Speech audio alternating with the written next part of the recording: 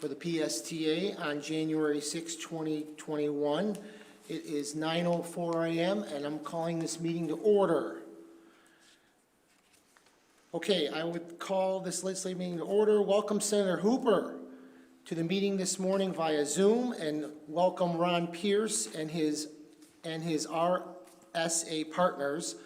Welcome Harry Glenn and Steve Palmer and how do I say that? I don't want to say it wrong. Skoyak in Washington, D.C. How is the weather in Washington, D.C. today?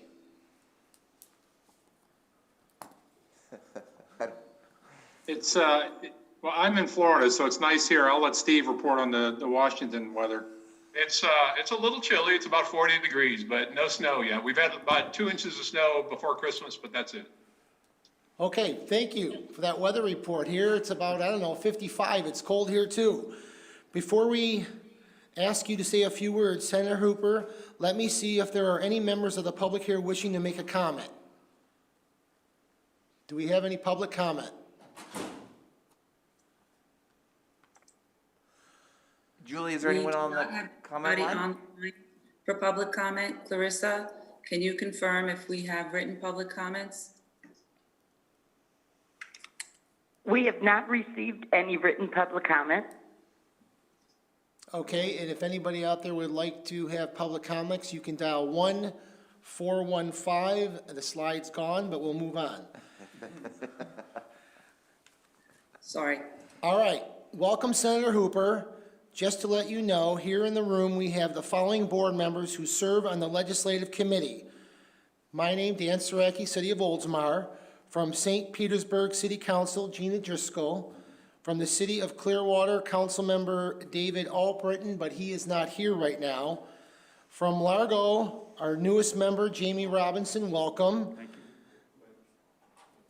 We know it will be a challenging legislative session this year in Tallahassee, but Senator, if you could give us your sense of what you would be focusing on this season after you finish. If you can indulge us, I'll ask Brad to quickly summarize our transportation priorities and have the committee discuss these issues with you. Senator Hooper, go ahead. Well, good morning, everyone. Happy New Year. And hopefully 2021 will be spectacular compared to what we've gone through. Yeah. Steve Palmer, what a great day to be in Washington, D.C. There's hardly anybody there, I've heard, and there's nothing going on. So the streets are empty and you can move about easily. Good luck. Thank you. Stay inside. Dan,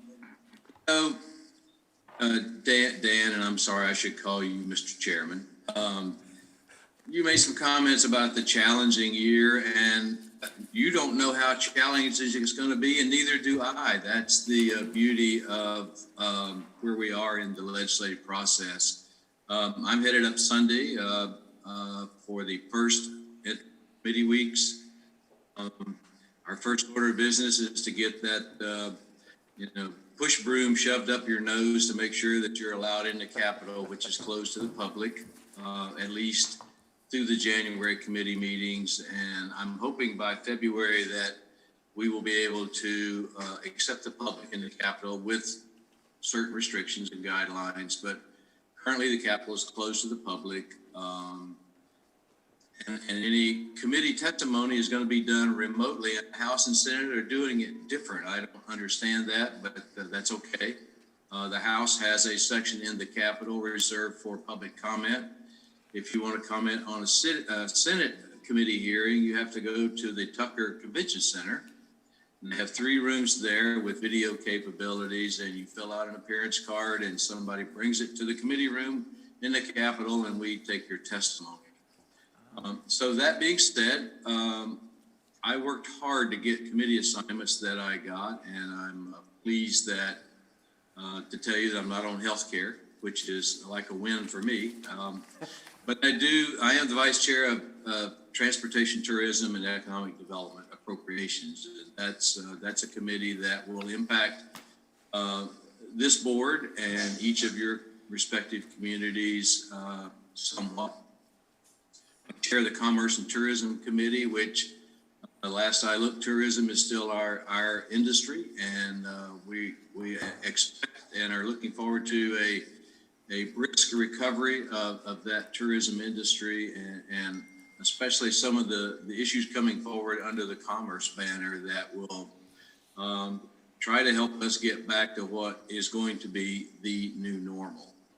Some regulated industries, which will deal with a variety of issues, power companies, interestingly enough, Indian Gaming Compact, sports betting, amongst others. So that will be some interesting discussions and debates on those issues coming forward. And I believe this session we will come up with a sports betting solution. And I think we'll sign a Seminole Gaming Compact. They would like to have 50 years. I don't think that's in the realm of possibility. Hopefully they'll get 15 maybe, but there's some interest on both sides to complete that. And there's no secret that the Seminoles would love to have craps and roulette at their disposal. They like to have sports betting exclusive, but I think they realize that's not going to be their exclusive purview.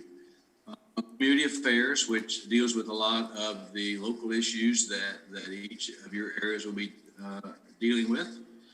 So that'll keep me busy, I believe, from now until May the 1st. We've had some preliminary discussions with the incoming Senate Appropriations Chairman, Senator Sargent from Lakeland. A good lady, served in the House and is very competent, and what a great time to be the chairman of appropriations when the money is tight and we have to pass a balanced budget.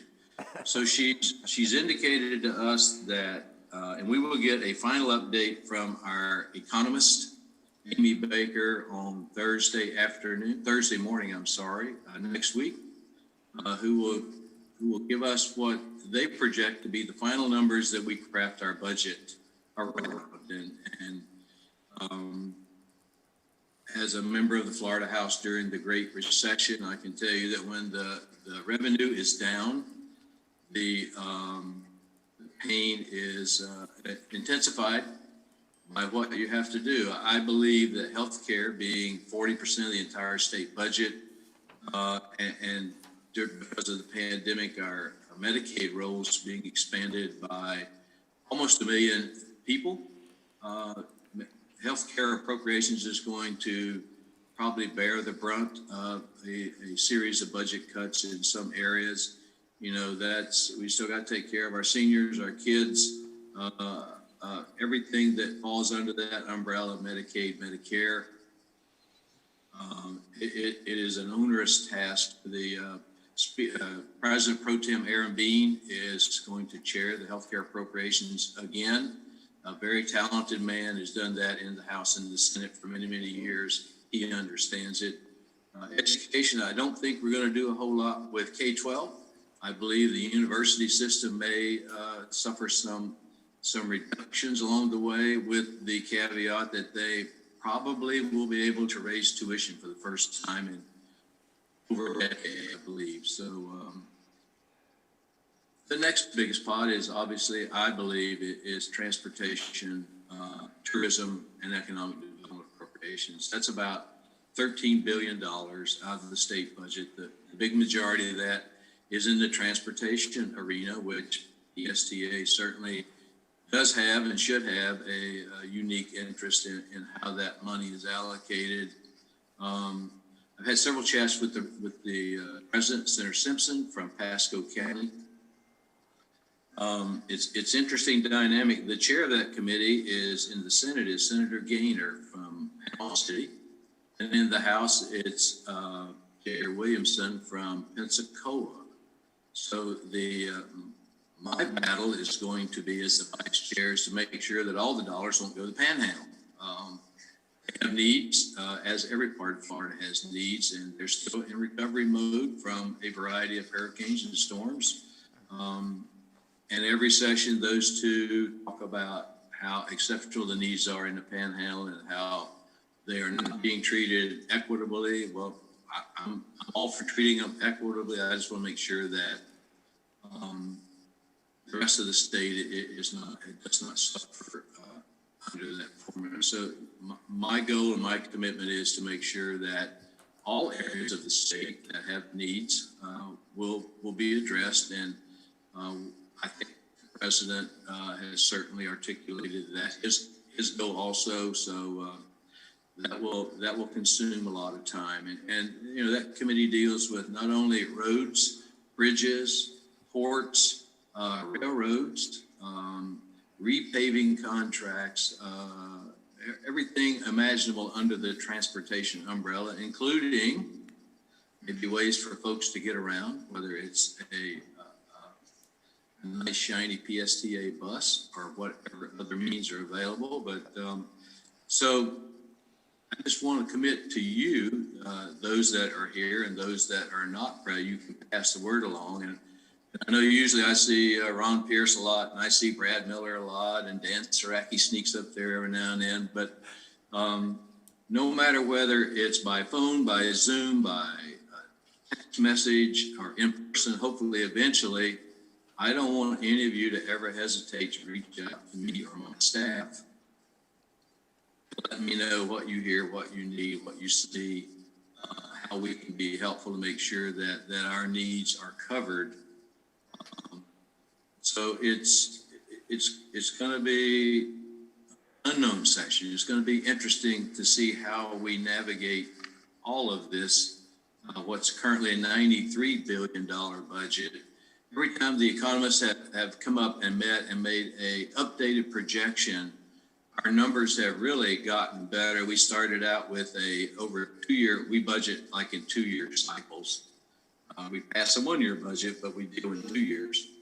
It started out as a $5.5 billion shortfall, and that as tourism recovers some and the economy comes back and unemployment goes down, that number has come down to where that I believe is in the low $2 billion over 2 years. So the pain will not be as bad as it started out to be, but there's going to be some pain. We'll get through it because we have to. 60 days we have to do it, and we will. And so our county is blessed in a way. We have a senator that really concentrates on transportation.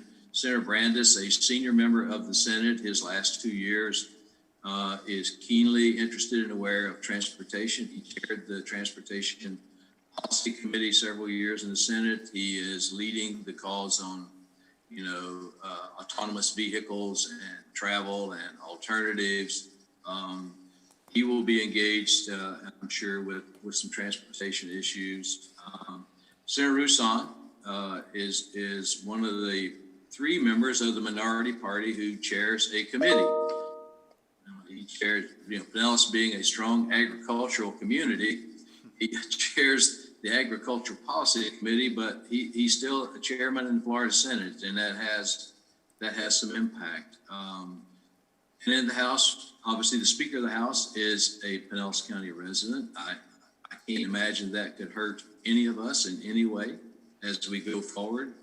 Representatives Latvala and Distinctly and Representative Diamond from South County have been there. They know the drill. We have some new members that will learn how to drink from a fire hose, and they will learn quick. So it could be not as painful as all of us anticipated early, but we just have to get through it, and we have to make sure that our needs are met as close to 100% as is humanly possible. And I believe this delegation, we have a meeting coming up, I believe on it's week after next, whatever, the 17th or the 19th. There is a Plus delegation meeting, and the other day is a Bay Area legislative delegation meeting, which encompasses representative senators from the 7-county Tampa Bay area. I know Ron Pierce will be there for that, but so we're going to have lots of discussion. Our 2 presiding officers are from Tampa Bay, Pasco County, and Pinellas County. That makes optimism easier to come by than pessimism.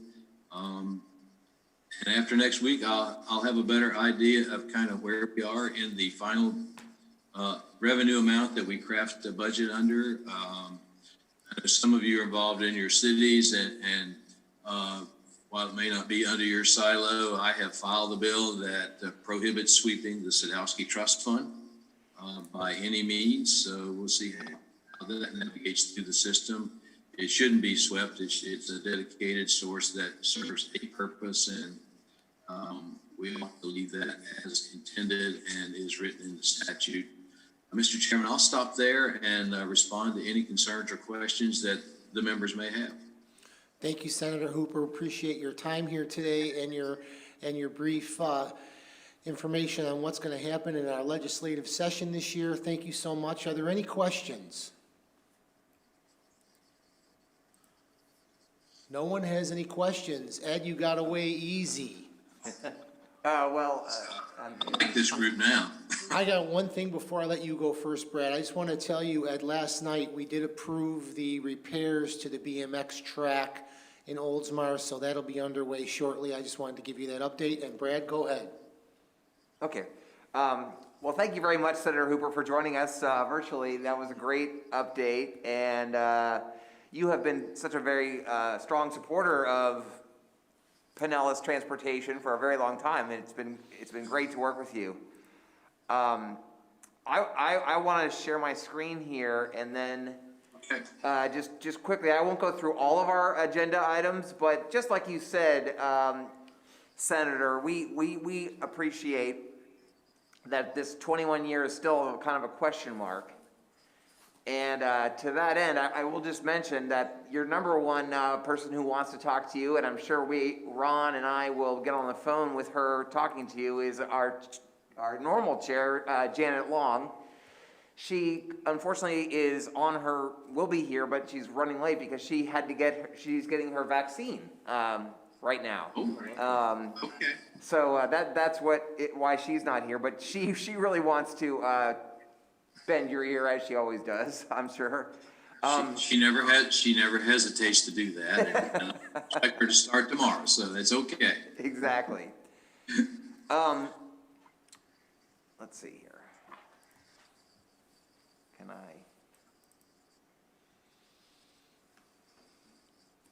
There. So our legislative agenda this year was sort of put together understanding the financial challenges that Tallahassee and the state will have this year in seeking almost entirely existing funding, or just maintaining the funding that we are so appreciative of, like the VW settlement funds, which the state already has, that they'll be allocating in the next year for electric vehicles all across the state. And as the county tied with Tallahassee with the most electric buses in operation today, like you said, we just kind of want to get our fair share. We think we are a great test bed for electric vehicles, and there's $100 million plus that they're going to be allocating this year, and we think we're a very good candidate to get more electric buses running around Pinellas County. As you know, we've been up there always talking about transportation disadvantaged, and we're grateful that we've heard from the state DOT that they're going to try to maintain that funding going forward, and we're excited about that, and so we just hope that that's on our list there. I know Commissioner Albritton from Clearwater joined us, and he's very excited to talk to you, and I know you'll be excited that finally we're very hopeful to replace the dilapidated 40-year-old transportation center in downtown Clearwater with a new beautiful one that we're partnering with the city on city-owned property, just a couple blocks east of where the current one is. And just before Christmas, we did hear from the district office at the state DOT that they will provide us with some existing funding to match federal funding, hopefully, to get that project going. So we're excited about all the work we're doing in Clearwater. And last about Clearwater, well, not last actually, but you've probably heard of the Clearwater Ferry. Maybe you haven't heard that we have partnered with the Clearwater Ferry now. Actually, not just the Clearwater Ferry, but all the ferry operations in Pinellas. You know, the Hubbard's Marina ferry is, we're working with them, and the one in St. Petersburg as well. But the Clearwater Ferry operation is working with PSTA to get some federal grants, and Harry and Steve will talk about that a little bit later. And then hopefully some existing state DOT dollars might help expand that ferry operation there in Clearwater. We're working on that. And like you said, we've got another senator in Pinellas County that's pretty excited about our autonomous vehicle operation that's going very well in St. Petersburg, and we hope to bring that to Clearwater and to Dunedin in the future. Our final two items on here are, we're very supportive of T-BARDA, and I know you have been in the past as well, but we, in some cases, when T-BARDA has gotten an earmark from the legislature, the DOT is forced to take that out of other folks' funds, and they have taken funds away from PSDA and HART over the past couple of years to give to T-BARDA, and obviously that's not a benefit to really the region. It's just kind of like moving the money around. So we're supportive of T-BARDA, but we want to ensure that they get sort of like new money, and that may not be possible this year, but we're still going to keep working with them. And then you mentioned the healthcare, and Medicaid's a big part of that. We think that there is a win-win solution that we can help with. Right before the pandemic started, we were having really good conversations with ACA and Mary Mayhew, who is no longer there, I know, but she got us starting from Pinellas, but it's really a statewide effort to reform the way transportation is provided under the Medicaid program to be more efficient, to provide better rides, because right now the problem is that the system is broken and the people cannot get rides through Medicaid. So instead they call PSTA, and then Pinellas County taxpayers are paying for something that Medicaid should be paying for. And that is happening not just in Pinellas, but all across the state. And a group of leaders, along with myself, transportation folks from Miami and the Panhandle as well, got together with Mary Mayhew and her staff right before the pandemic hit, and then that kind of all was put on hold with coronavirus. But we're hopeful we're going to get that going again to improve the statewide Medicaid transportation program. And I know Ron and I will brief you on that further down the road. With that, the only other thing I think I'll mention is there's been some discussions, maybe you've heard about on the TED committee, that there, I guess, is a more, they're looking at, the state DOT is more open to providing better flexibility for the transportation dollars that they have in the DOT's budget down to the district level. As you know, there's lots of restrictions there's lots of siloed pots of funding within the state DOT, and it's perhaps not a one-size-fits-all. In the case of Pinellas County, as we're mostly built out, there's I think it's more than $300 million of allocated highway expansion money that the county had to, or the MPO essentially had to turn back into the state because we can't spend it. There's no room to add more highways in Pinellas. Same thing in Hillsborough and other places where it's just not a one-size-fits-all, and maybe some more flexibility to the different regions of the state, the district levels of the state with the dollars is something that the DOT seems to be warming up to, and is something we would be supportive of. I think you'll have some discussions about that in Tallahassee this year. Thank you very much for your ongoing support. I don't know if there's any other board member that has any comment, or if you have anything you'd like to finalize with. Well, Brad, thank you. Let me start with what you talked about last and how the reallocation of dollars. Look, you know, and Ron knows, and obviously Harry Glenn is fully aware that fairness doesn't always enter the equation when it's time to craft the budget. And typically, presiding officers can encourage money to be distributed in ways that may not have been debated or bills filed. And that's why I mentioned earlier, and I'll go back to, that's why it's so important to have the two presiding officers be local here to us, that we know and we can get in touch with. And you know, they can direct a lot of things, especially at that last budget round when it bumps up to the appropriation chairs and then finally to the presiding officers to finalize the budget. It's amazing how much magic can happen just at that moment. I guess it's because the stars line up. I don't know any way.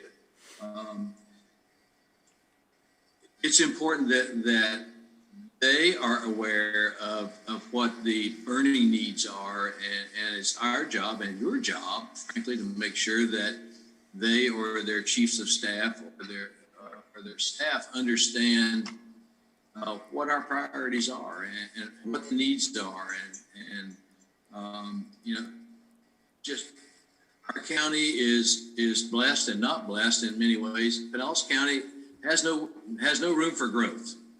We have to tear down and build up to grow, and we look just to our north, which part of the county I represent in the Senate. Pasco County is probably the fastest growing county in the state, I believe, and will probably within the next 10 years surpass Pinellas in population. It's booming up there. So that's one way that as we work through the final budget, and I can assure you that Senator Brandes will be in that in those meetings, as will others, usually the chairs and vice chairs, and the leadership team will work together to get to the end. So,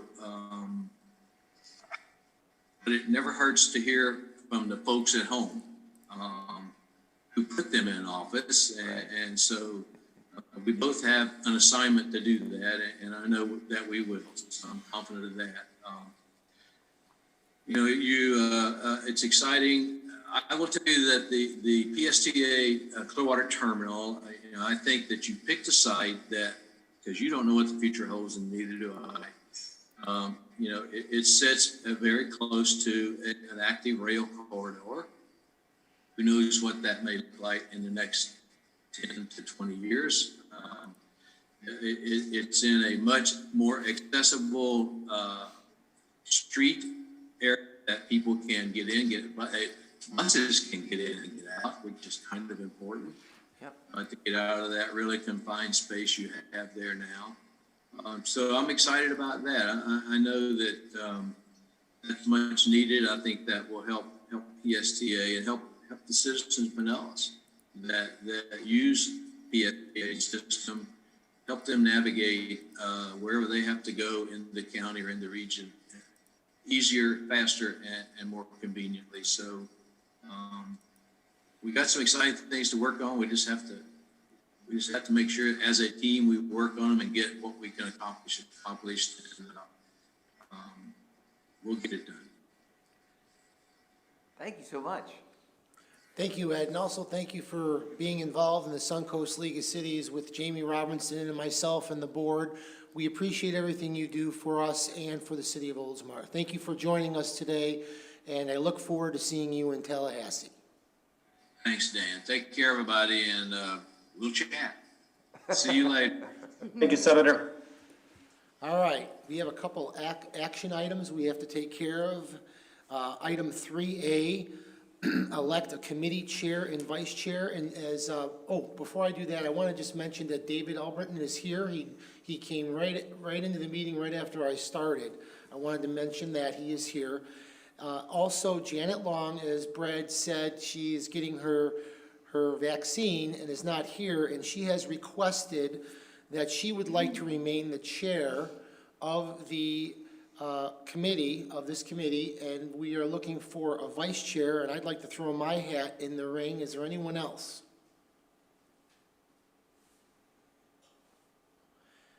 You're doing such a great job now, I might as well let you keep it. All right. Yeah, I think so. Can we go ahead with formal nominations? I'm sorry, what? Do we go ahead with formal nominations then? We can do that, or if you thought, we can wait until the end of the meeting and see if Commissioner Long comes. Okay. Sure. Yeah, we could defer this to the end of the meeting. Sure, okay, we're gonna defer this to the end of the meeting, that's fine. Then we're gonna move on to 3B, which is approve the October 9th, 2020 minutes. I need a motion. So moved. Second. I have a motion in this second. I'm gonna do roll call. Gina? Yes. Myself, yes. Jamie? Yes. David? Yes. Passes unanimously. Item number 4 is information news, state and federal updates. Let's get started with the state. Ron? Natalie, are you there? I am. Good morning, Mr. Chairman. Ron Pierce, RSA. Just a quick update. You've already heard a lot from Senator Hooper, so I don't want to take too much of the committee's time this morning. Just a couple things I'll bring your attention to. Number one, and Senator Hooper already touched on this, having 2 presiding officers from Tampa Bay is going to be so critical over the next 2 years, especially considering some of the budget impacts and policy impacts will be being discussed. So let's not lose sight of that. But also having the chair of the Senate Appropriations Committee from Polk County, which is not too far away, as well as having Senator Hooper as the vice chair of the TED Appropriations Committee, I think is really good for us on some of the agenda items that we want to accomplish, not only this session, but in future sessions as well. Let me talk briefly about, committee weeks do start next week. As Senator Hooper said, access to the Capitol will be limited. The Senate right now, everything will be done virtually. House is taking a little bit different position. They are going to allow some access to the House on a limited basis for committee meetings. They are encouraging House members to take most of their meetings virtually, which to date, that's what most of them are doing. We have a number of meeting requests that are out there, and most of the requests that are coming back are doing it virtually. So as Senator Hooper mentioned, hopefully in February, we'll have more access to the Capitol, but at this point, as we're doing right now, I think this virtual world will continue from a legislative standpoint for the next 4 to 6 weeks as we head into session. The protocols, and let me be clear on this, the protocols that they've set in place right now for the House and Senate is just for committee weeks. That is not for session. So I would think that sometime in February, we'll make a final determination of what those protocols are for session. Okay. One final thing I want to bring up to everyone is the DOT work plan, the revised work plan. So as many of you have seen, the revised work plan has some major impacts on projects in Pinellas County, as well as the West Shore Interchange, which the West Shore Interchange is kind of the key to the BRT project and a lot of the improvements to I-275 as a part of the TB Next, improvements. DOT is basing all of these revised work plans on the June estimates, which were pretty conservative estimates, by the way. So the estimates that came back up within June for the work plan, as well as what the revenue for the state. And as Senator Hooper said, back in June, we were estimating we'd have a $5 billion shortfall over a 2-year period. That's now just over $2 billion. So we're hopeful that DOT, the work plan, that there'll be additional revenue that will come into that, and that the legislature will have the ability to work with DOT to go back in during session and move some of those projects back up. It's not do or die to get this done in the next, next couple of weeks. I think we have session to be able to do this, but it is really critical, sometime in 2021, especially for the West Shore Interchange. The West Shore Interchange is kind of the key to a lot of the major improvements and other projects that cycle down, by the way, down into our neck of the woods in Pinellas. So we need to be supportive of that. I know there's some groups from the business community the Tampa Bay Partnership, a number of the Chambers of Commerce, the West Shore Alliance. They're being very vocal and have reached out to House and Senate leadership about the importance of making sure the West Shore interchange is put back into the 2024 work plan, as opposed to where it has been moved into 2026. Why all of that's important, by the way, is if it stayed in 2026, when they do the replacement of the Howard Franklin Bridge, those two projects would no longer align. The Howard Franklin Bridge would be done sooner than the West Shore interchange. So you'd have 6 pretty lanes coming from the Howard Franklin Bridge back into 3 lanes at the West Shore interchange, which obviously accomplishes nothing. So I know that Speaker Sprouse and President Simpson have been briefed on this. I know they're working on it. They're asking a lot of questions of DOT, but that's something that I want to make sure that we brief not only the committee, but the full board on this as we move forward. So, Mr. Chairman, I'll stop there, see if you've got any questions. I know that Alan Susky and RJ are both on as well, and if they've got anything to add, I'd love to hear from them as well. Thank you so much. Any questions from anyone? Brad, you want to go? Well, I'll say that, Ron, thank you for that update. I think the question I have about the West Shore interchange, while it's very important that we somehow get that back into the next 4 years or to 2024, like you said, I hope the revenue keeps improving, because perhaps one of the benefits of that the DOT chose that enormous project as the one to push out was it saved a lot of little projects from the chopping block, including probably preserve some of the funding that goes to transit. So, you know, I kind of like the T-BARTA swap thing. There's no sense in moving the West Shore thing back if you're gonna have to cut a whole bunch of other projects, right? No, Brad, I would agree, and I can tell you that's exactly what DOT did. The decision they made ultimately was it was easier to move back one very large project versus having to move back a bunch of smaller projects. Brad, I think what the hope is if the only way they would move it back up is they find additional revenue. I don't think they're going to move other projects to move it back up. I think the ask of legislative leadership is to make sure that as different, because they'll have 2 choices. At the end of the session, we all know there's going to be additional dollars that in the DOT work plan that they could spend. Legislature will have 2 decisions they can make at that point. First decision is we can go back and fund additional projects or make sure that projects were out on the list are moved back up. Or the second thing they could do is they could sweep the DOT trust fund with those access funds and put it back over to general revenue to help, fill that, billion plus, shortfall they're going to face. We don't think they're going to do the latter. We think they're going to do the first one, but we obviously need to make sure that we're being vocal and supportive of that. Okay, I think Cassandra might have a question for you, Ron, on the Zoom call. And welcome, Commissioner Ron. Thank you.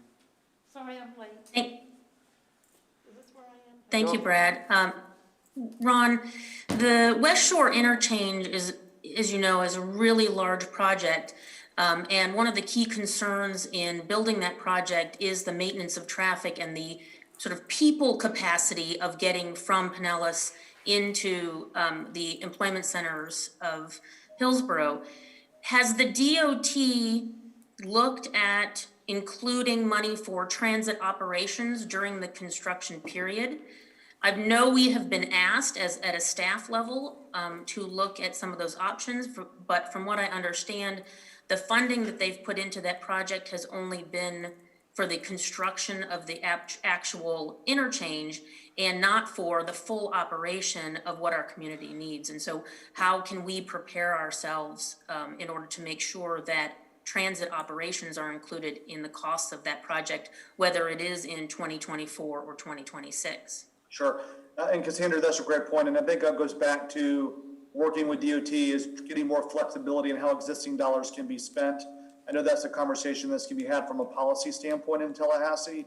So I think obviously we'll be a part of that conversation. And there's been some talk from DOT, and I know it's really tough. It's going to be very tough to do it right now based upon the fact that, from where we are from a financial standpoint, but looking at putting more dollars into transit, having more dollars that are set aside specifically for transit from an operations standpoint as well. So those are discussions that are happening. To your point, there's no clear answer on that yet, but those are conversations that are still being had.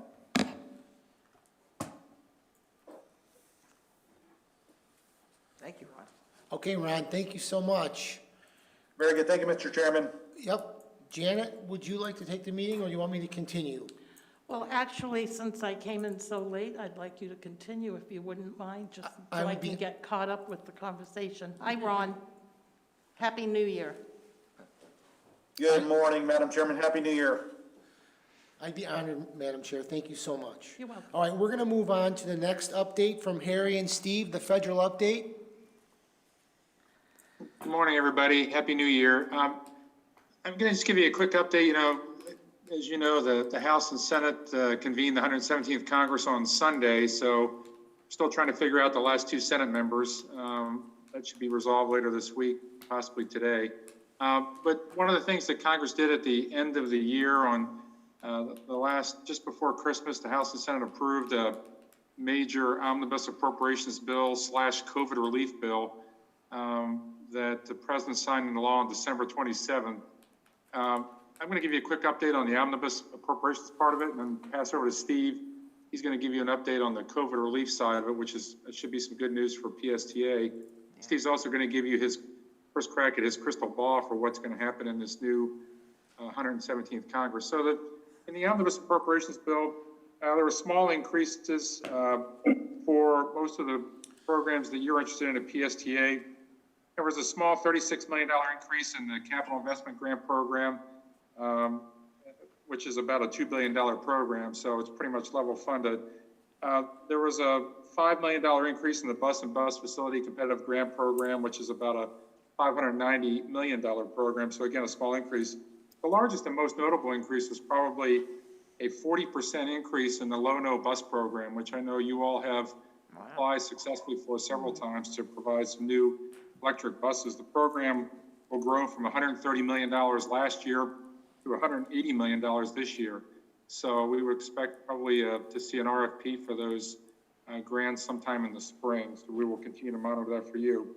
One area of concern, Brad, there was, and we're trying to get more clarity on why they did this, but there was a pretty substantial reduction in the ferry boat program. Typically funded for the competitive side around $30 million. It was reduced in the final bill to $8 million. And of that $4 million is directed at what they would call low-no ferry boats. So trying to convert from alternate other powers to electric powered ferries. So we're trying to find out if there was a carryover in funding from previous years.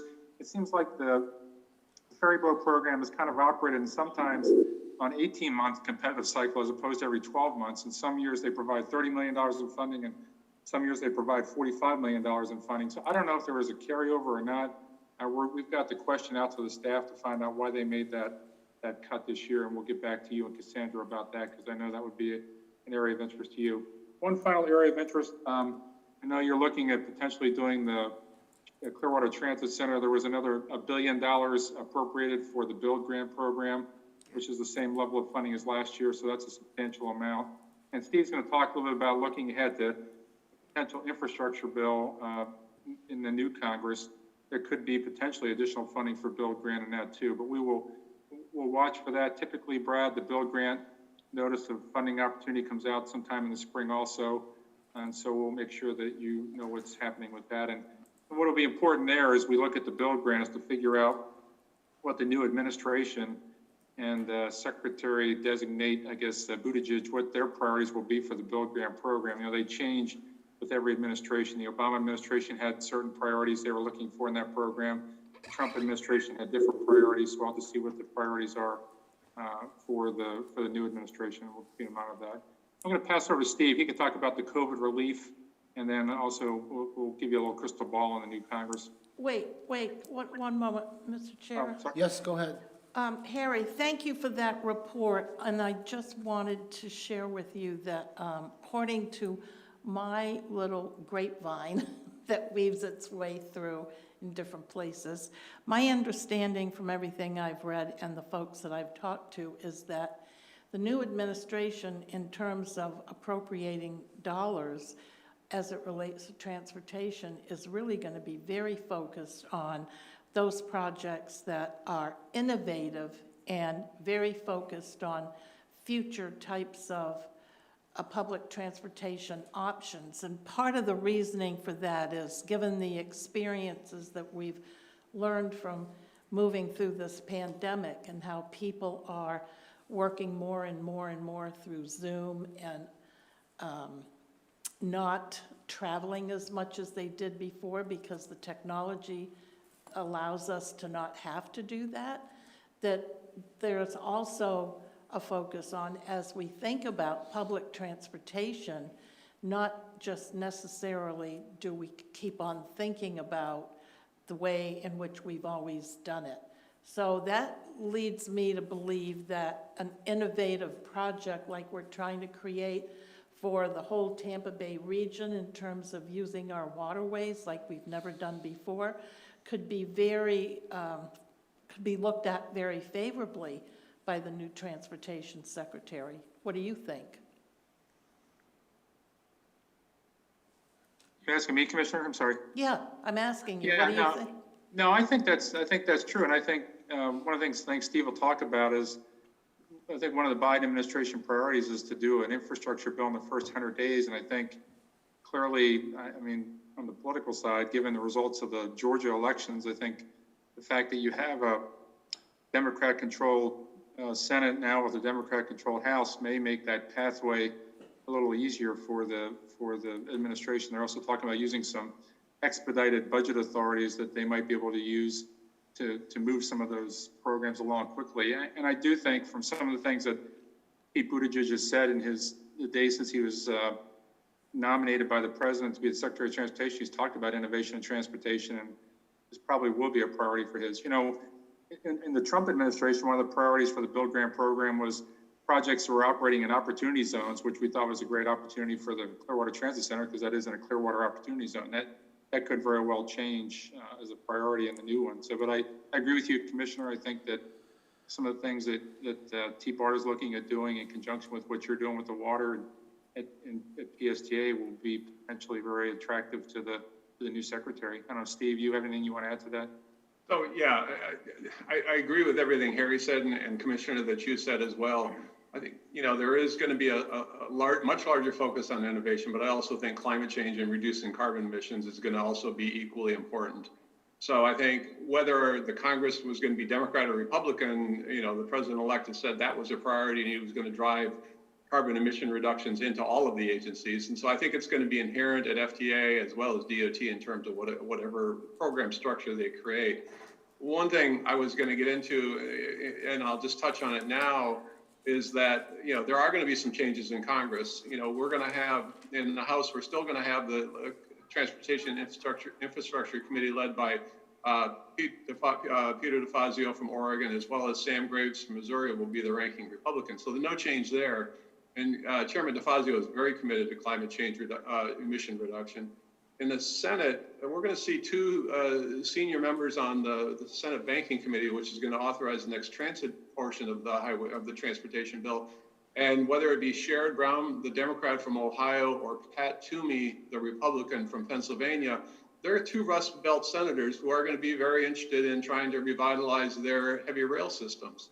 So, you know, there are going to be some competing interests here. I don't think we can take it for granted, no matter if the Senate does become Democratic majority, that it's going to be one that's focused solely on innovation and climate change reduction. Okay. So if I may, Mr. Chairman and Commissioner, just quickly, I'll touch on, Harry mentioned that in the bill that passed at the end of the last Congress, there was also an additional allocation of money for transit. There's nearly $13.3 million for urbanized formula grants.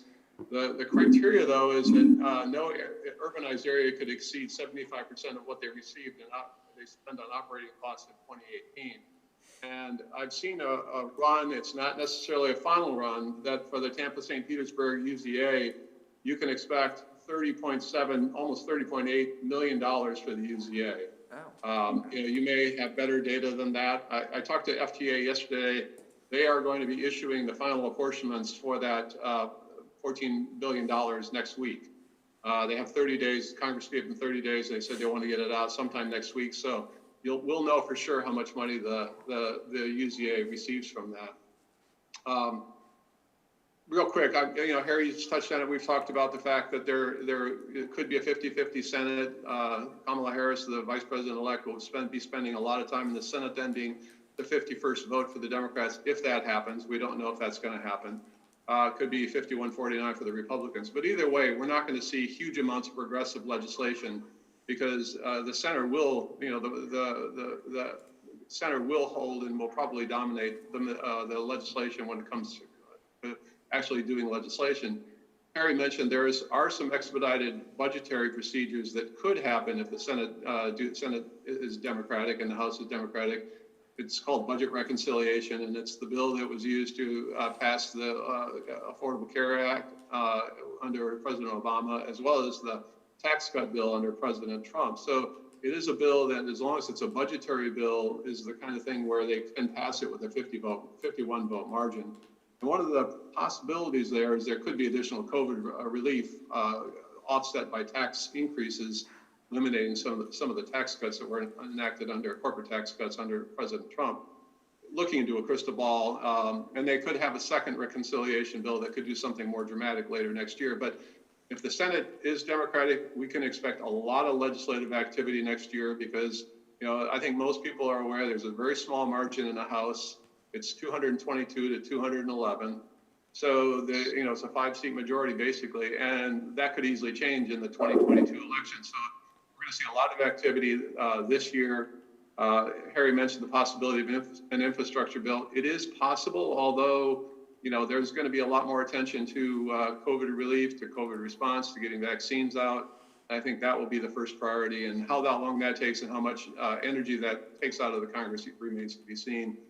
I will add, in addition to, we do know that the president has nominated Mayor Pete Buttigieg to be Secretary of Transportation.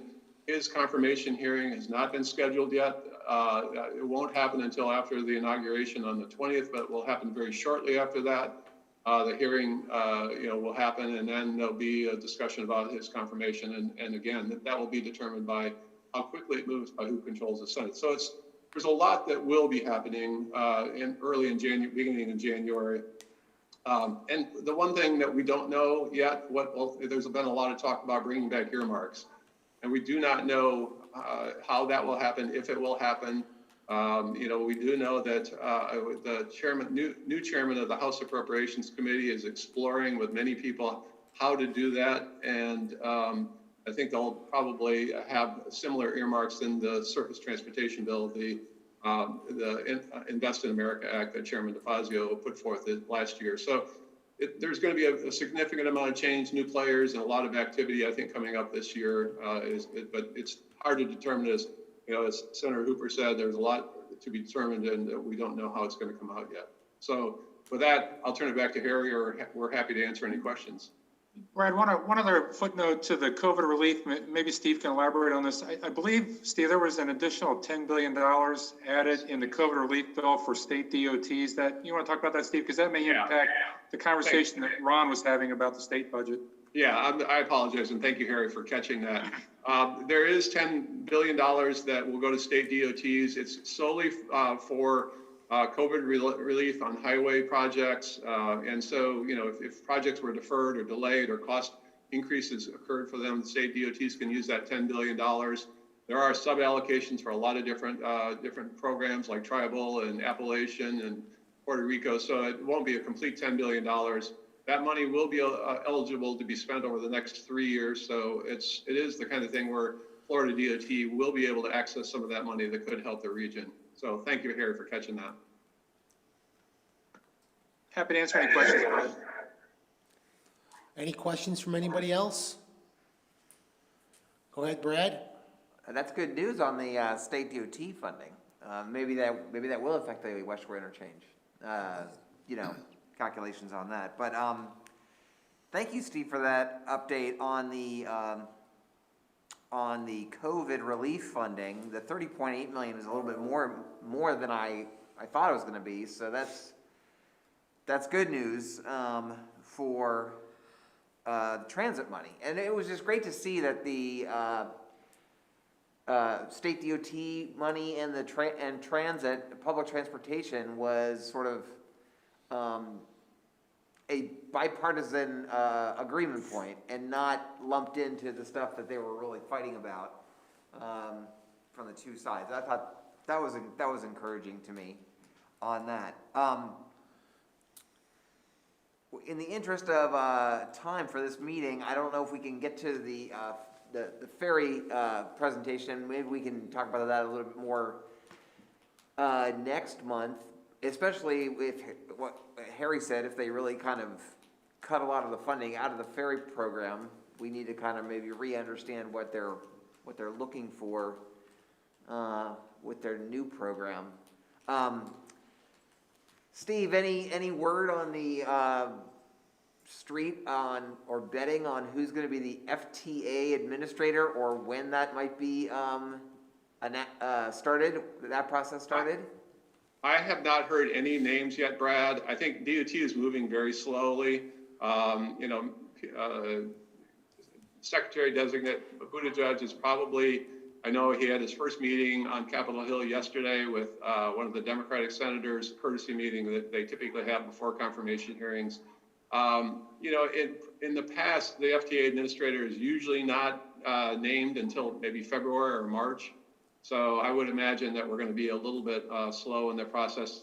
The different modal administrations at DOT, FAA always has been a priority, but they have their administrator because they have a 5-year fixed term, and that person will carry over for the next 4 years. And so the ability for, the secretary, once he gets in and is confirmed to pick somebody, he'll be able to move quickly. But, we always have to remember these people have to go through FBI checks and background checks, and the Senate committees have to go through their vetting process. So it will take some time before we have an FDA administrator. Thank you. Okay, I think that's it. Any other questions before we move forward? Guys, thank you so much for everything and the updates. I appreciate it, and we look forward to seeing you guys next month. All right, let's move on. Brad, you want to postpone your item? Yeah, I think that would be best. Okay, we'll postpone that to next meeting. Yeah. All right, then, Chairman Long, we're going to move to action item 3A. We want to elect a chairman and a vice chair for this committee, and you have mentioned that you would like to remain chairman. And I also threw my name in the hat for vice chair, and we want to talk about that. Well, what's to talk about? I think you've done an amazing job. Oh, thank you. All right, then we need a roll call. Jamie Robinson, do you approve me being vice chair? David Albritton? Yes. Gina, I'm sorry, what are we voting on? the vice chair, item 3A. Okay, yes. All right, thank you so much. I look forward to working with all of you, and I'm honored to be your vice chair. How's that? Gina? That's great. Very good. All right, item number 5 is other business. Does any other committee member have any other business to bring before the committee? Anything else before we? I'm sorry, did we, I may have lost track of some things. Did we actually do a roll call vote for chair? Vice chair. Did we do one for chair? No, we didn't. We probably should. We might Okay, wanna we do should, that. okay, well, thank you, Gina. Yeah, All right, we should. then Thank you, Gina. And I will officially nominate Commissioner Janet Long as chair. Thank you. All right, I second that, and we'll do a roll call. Jamie? Yes. Gina? Yes. David? Yes. Myself, yes. So Janet, you continue to be our chair. Thank you. I'm Congratulations. trying to do a good job. Get us some money and some policy changes. All right, and then back to item 5. Do we have any other committee members that have anything they would like to talk about? Before we, no one? All right, then this meeting is adjourned. Our next meeting is February 3rd, 2021 at 9 a.m. Thank you, everyone. Thanks, guys. Thank you. Thanks, everybody. Thank you. Next month, maybe we're gonna have Congressman Chris join us by Zoom, hopefully. Harry's trying to get that. Okay, so are we switching out for executive committee? We are. I think, will we start the next meeting in 5 or 10 minutes? Okay. Okay, thanks. There's no coffee back there, correct? There, No, I don't okay, that's fine. think so. Oh, it's like we're